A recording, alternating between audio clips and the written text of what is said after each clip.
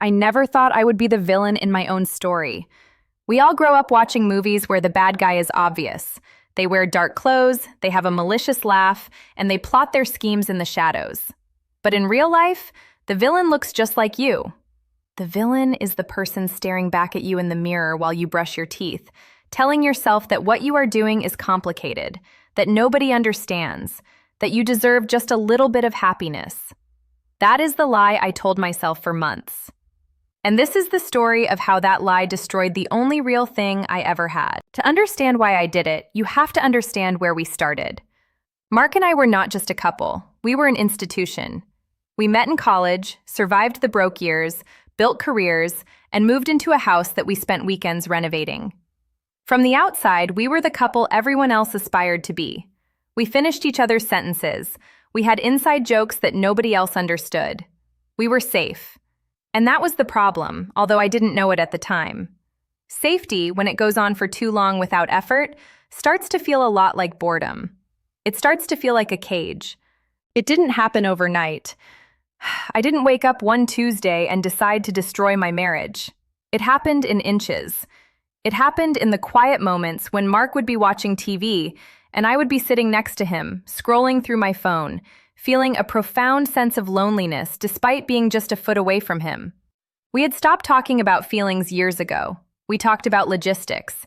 We talked about bills, groceries, whose turn it was to walk the dog, and plans for the holidays. We became excellent business partners in the business of running a household, but we had ceased to be lovers. Then came the new job. I started working at a marketing firm downtown. It was fast-paced, high-pressure, and exciting. It was everything my home life wasn't. And that is where I met Julian. Julian wasn't my type. Mark was steady, reliable, and grounded. Julian was chaotic. He was a freelancer who came into the office twice a week. He was younger than me, full of ideas, and he looked at me in a way Mark hadn't looked at me in 5 years. When Julian looked at me, he didn't see the wife, the homeowner, or the responsible adult. Whispers, he just saw me. It started innocently. That is the cliche, isn't it? It always starts innocently. A coffee run here, a shared laugh during a meeting there. We started texting about work. Then the texts shifted. They became complaints about clients, then jokes, then late-night confessions about our dreams and fears. I remember the first time I hid my phone screen from Mark. He walked into the living room while I was smiling at a message from Julian, and I instinctively turned the phone over. That was the first betrayal. The physical act came much later, but the emotional door had already been opened. The rush was intoxicating. For the first time in years, I felt seen. I felt desired. Every time my phone buzzed, my heart would race.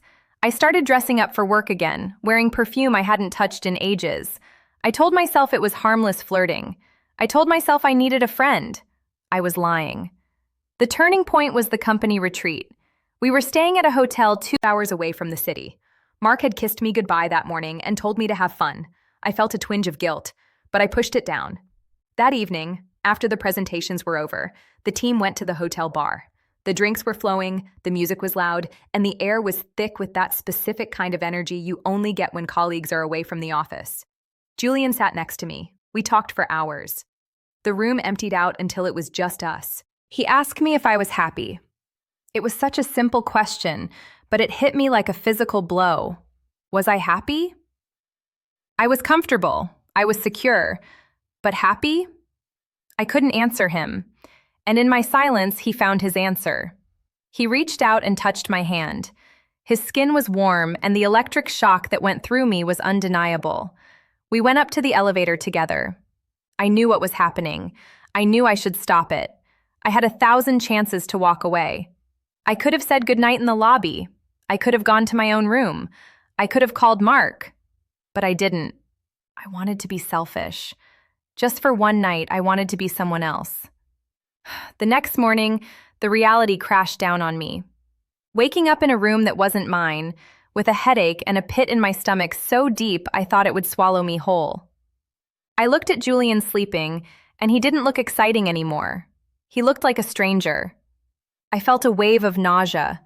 I got dressed in the dark and ran back to my room. I scrubbed my skin in the shower until it was red, trying to wash away the guilt. but you can't wash away what you've done. The drive home was agony. I rehearsed what I would say. I would tell Mark everything. I would beg for forgiveness. I would promise to cut ties with Julian. But when I walked through the door and saw Mark sitting there, smiling, holding a cup of tea for me, my courage evaporated. I couldn't break his heart, so I did something worse. I lied. I asked him how his weekend was. I kissed him. And with that kiss, I sealed my fate. The weeks that followed were a blur of anxiety.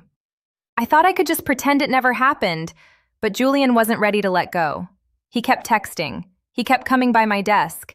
The excitement was gone, replaced by a cold, hard dread.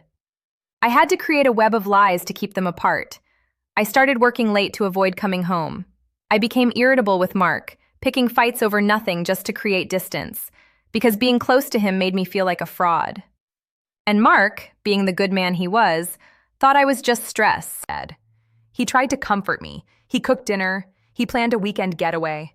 Every act of kindness from him felt like a knife twisting in my gut. I was living a double life, and it was exhausting. I lost weight. I couldn't sleep. I was constantly checking my phone, terrified that a message would pop up at the wrong time. The truth has a way of coming out. It doesn't matter how careful you are. It doesn't matter how many messages you delete. You slip up. For me, it wasn't a text message or a lipstick stain. It was something much stupider. I had synced my photos to the cloud, forgetting that our iPad at home was also connected to the same account. I was at work when I got the call.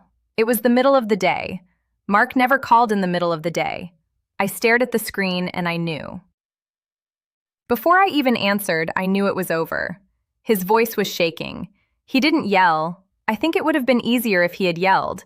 Instead, he sounded broken. He asked me who Julian was. He asked me why there were screenshots of conversations. He asked me if I loved him. Driving home that day felt like driving to my own execution. When I walked into the house, it was silent. The iPad was sitting on the coffee table. Mark was sitting on the couch, looking at his hands. He looked years older, crying. The conversation that followed is a blur of tears and accusations, but what I remember most is the look in his eyes. It wasn't anger, it was disappointment. It was the realization that the person he thought he knew didn't exist.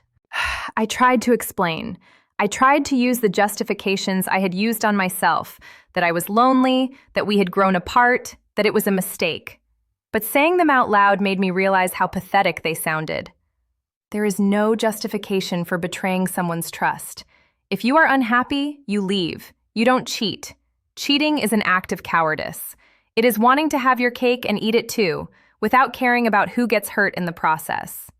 Mark asked me to leave. I packed a bag and went to a hotel. I spent the next 3 nights staring at the ceiling, waiting for him to call, waiting for him to tell me to come home. He never did. The divorce was quiet. We didn't fight over money or the house. He let me have whatever I wanted, which made it worse. He just wanted me gone. He wanted to erase me from his life. And I couldn't blame him. I moved into a small apartment. I quit my job because I couldn't stand seeing Julian. I cut off mutual friends because I couldn't bear the judgment in their eyes. Crying, I was alone. It has been 2 years since that day. Mark has moved on. I heard through a friend that he is seeing someone new. She is a teacher. They look happy. And me? I am rebuilding. But it is hard. The stain of what I did doesn't go away. It changes you. It changes how you see yourself. I learned the hard way that the grass isn't greener on the other side. The grass is greener where you water it. I stopped watering my marriage and I set fire to the field instead. I share this story not to ask for sympathy. I don't deserve it. I share it as a warning. If you are feeling lonely in your relationship, if you are feeling bored, if you feel the temptation creeping in, talk to your partner. Scream, cry, go to therapy, or break up. Do anything but this. Because the moment you cross that line, you lose something you can never get back. You lose your integrity. And trust me, no amount of excitement is worth the price of looking in the mirror and hating what you see. I changed my partner thinking I was changing my life. And I did. I changed it into a lonely, regretful existence. Don't make the same mistake.